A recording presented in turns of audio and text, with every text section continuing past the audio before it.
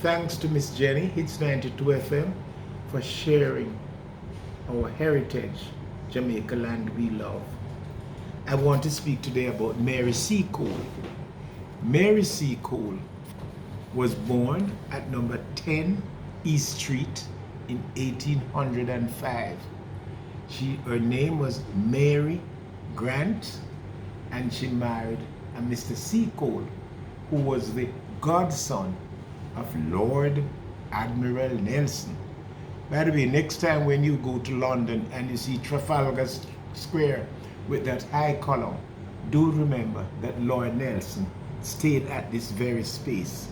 In 1870s, on his way from Nicaragua, he was too sick to return to England, and he stayed in Jamaica, Miss Jenny, for a year. And there was a lady at Port Royal named Cuba Cornwallis, and she nursed him and brought him to perfect health.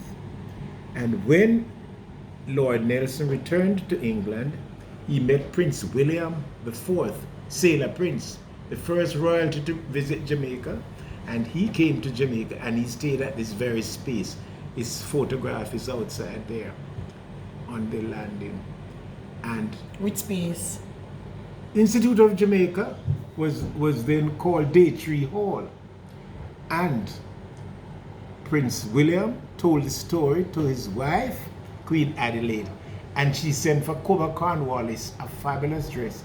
Cuba said the dress was too beautiful to be worn. They must bury her in it. So they complied with that. And I'm saying all of this to say, in 1805, Mary Seacole was born here, and there was a war called the Crimean War, and what is now Ukraine. And she went to help the soldiers, and she was not accepted by Florence Nightingale. Of course, color. If you're black, you stay back. And she excelled. And truth can't be hidden. Coconut oil can't be at the bottom of the pan. It must float. And today in England, in 2016, the largest statue ever of a black woman was unveiled at St. Thomas Hospital in London. So on the 8th of March, a group coming out from England, led by Mr. Sterling, and the local group by Mrs. Mills, Sonia Mills, they'll be having a big function here at the Institute of Jamaica. But you should know something. It took us 6 months, Mrs. Eppie Edwards, who was then the deputy at the National Library, to find where Mary Seacole was born.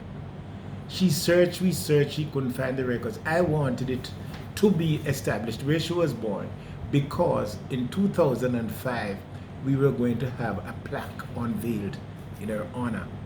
And then the day when Eppie came to me and said, Eureka! She found the space, the very space from which the research was undertaken. Where? Right at the National Library. That's where she was born, next door. I had some visitors from Nottingham University here. And when I mentioned it to them, just as I'm telling you, they left the room, the council room, ran downstairs just to look and take photo up. So she was a very outstanding Jamaican. She's buried in England. I hope one day she will be made a national heroine, and her remains will be brought back to the land of her birth. But then you said that they refused her help and she got money on her own. Oh yes, she got money on her own. What she did when they refused her because of her color from serving in the war? She bought her own supplies and went on the battlefield because she knew how to care. Because her mother was a doctress who could rub up and know what bush to put together.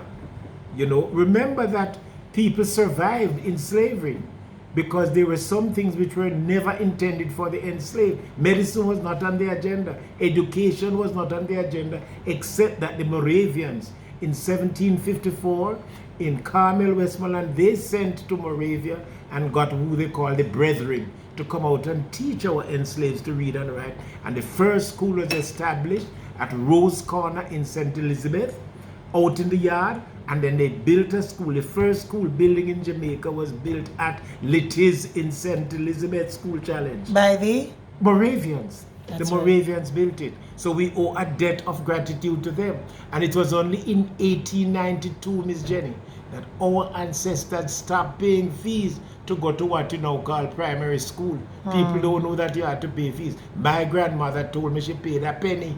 From age 7 to age 10, she paid a penny. And I asked her what the penny could buy. She said a pound of beef. And